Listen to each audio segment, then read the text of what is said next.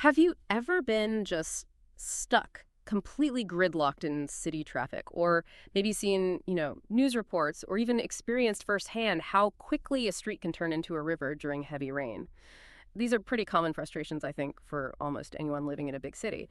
But what if I told you there's this city, Bengaluru in India, growing incredibly fast, and it's tackling both these problems, like traffic and flooding, and they're doing it with, well, a single, really quite ingenious solution.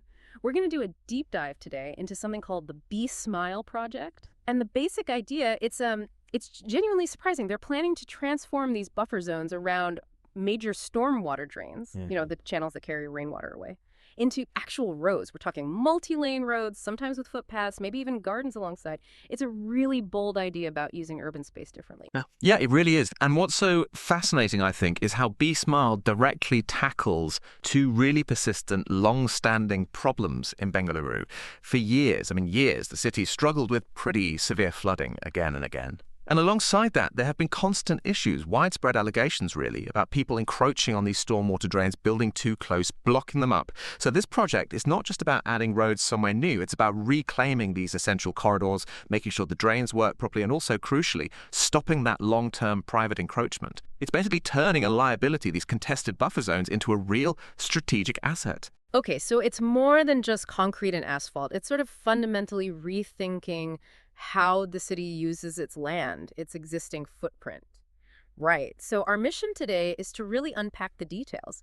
How does this ambitious plan work? What are the specific benefits they're hoping for? And maybe what does it tell us about creative ways cities can solve these really tangled urban problems?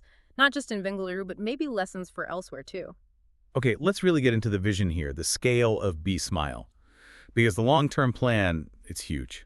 Building 100 kilometers of roads, and that's on both sides of the drains.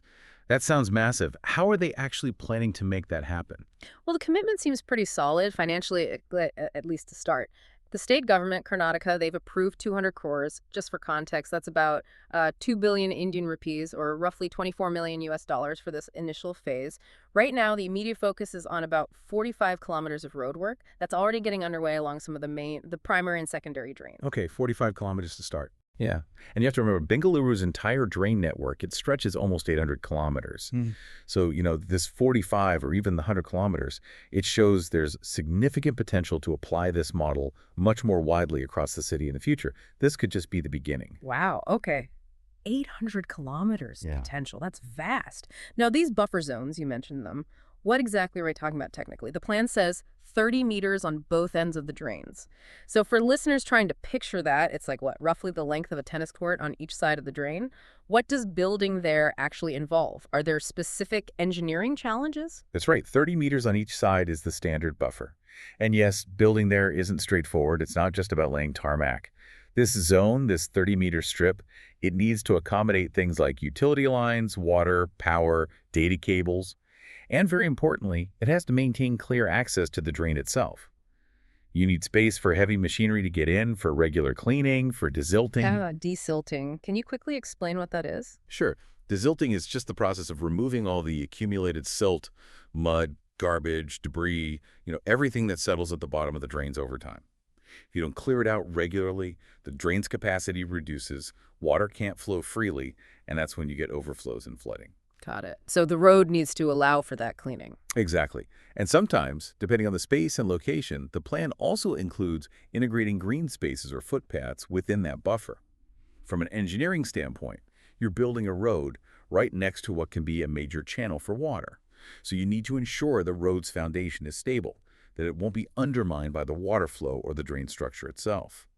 This might mean specialized foundations, maybe retaining walls, especially where drains are deep or the soil isn't very stable. You're essentially building resilience right into this new roadway. Okay, so it sounds like Be Smile is designed to give the city's drainage system, breathing room, like clearing out clogged arteries, which seems vital given Bengaluru's flooding history. But you also mentioned encroachment. That's been a huge headache there for ages, right? People building onto or blocking these drain areas. How does building roads actually provide a more sort of permanent fix for that, for getting that public space back? Well, that's a really key part of the strategy. By actively developing these buffer zones into public infrastructure roads, paths, the government is basically drawing a very clear line. It makes it physically much harder, maybe almost impossible, for new encroachments to just pop up illegally. You can't easily build a shop or a house extension on the edge of a functioning road. Right, it physically occupies the space. Precisely. It makes the boundary clear and enforces it through use. And this reclaiming of space connects directly back to reducing floods, because if the drains are clear of encroachments and you have these new roads alongside them, suddenly it's much, much easier for the city's machinery to actually get to the drains to do that regular desilting we talked about. Ah, so the roads improve access for maintenance. Exactly. Right now, in many areas, access is incredibly difficult, precisely because of illegal structures or poorly planned development blocking the way. So improved access should mean more frequent and effective cleaning, which in turn should significantly cut down on flooding. It enables that proactive maintenance. That makes a lot of sense. Proactive, not just reactive. Now, to make this more concrete for everyone listening, where exactly are these projects happening? Can you give us some examples of the specific stretches of road being built? I have a list here. We're looking at places like from Jakkur Lake heading towards Manyata and Elements Mall. That area is known for traffic, right? It also includes connections, it seems, from Kodihully Road and Hebbala Lake towards Manyata and Raigoli Garden Road to Manyata, too. Yes, that's a major one. That corridor sees huge amounts of traffic, and parts of it have definitely experienced flooding. Okay. And then another one from Elements Mall out towards Jakkur and Ramapura, ending near Cheemasandra. Another key connectivity route. And there's quite a complex one listed here. Nagarabhavi 12th block, past the Teachers Layout Park, Bengaluru University, towards the Nananaprati metro station and Pattanagere Road. Plus, another bit linking RR Nagara Arch to Karakoti Main Road, connecting towards V Legacy and the Nayandahalli flyover. And finally, some other stretches mentioned near Karakoti Road, V Legacy Road, and Bengaluru Nagara Main Road. That's quite a few specific locations. It is. And you'll notice these aren't just randomly chosen spots. They seem to be targeting areas that are known bottlenecks, places where they can get that dual benefit, relieving traffic congestion and potentially helping with flood mitigation because of the drain proximity. And the costs vary quite a bit. The notes say between 18 to 25 crores for each stretch. What drives that variation? Well, several things.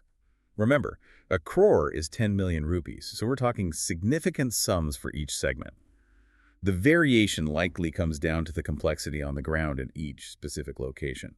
How much land needs to be formally acquired. While the idea is that much of this buffer zone should be clear, the reality is often different. In many cases, there might be little existing built-up area unless it's already encroached. But the plan does explicitly include acquiring some existing built-up areas that fall within the path of these new roads. Ah, so acquiring existing structures, that would definitely add cost and complexity. Absolutely. Land acquisition in a dense city is always complex and costly. Plus, the specific engineering needed, the type of retaining walls, foundation work, dealing with existing utilities that will vary from place to place too, affecting the final price tag. Okay, so zooming out again, thinking about the bigger picture. Well, B-Smile really feels like a very integrated approach to urban problems. It's not just a transport project or just a flood control project. It's tackling traffic by literally creating new road space. It's addressing flooding by improving drain maintenance access and preventing future blockages from encroachment. And it's also about, enforcing better land management, reclaiming public space. It's got this synergistic effect where one investment yields multiple benefits. Understanding solutions like this, I think, shows how we can think more holistically about fixing our cities. That's it from this video, guys. Thank you for watching. See you in the next video.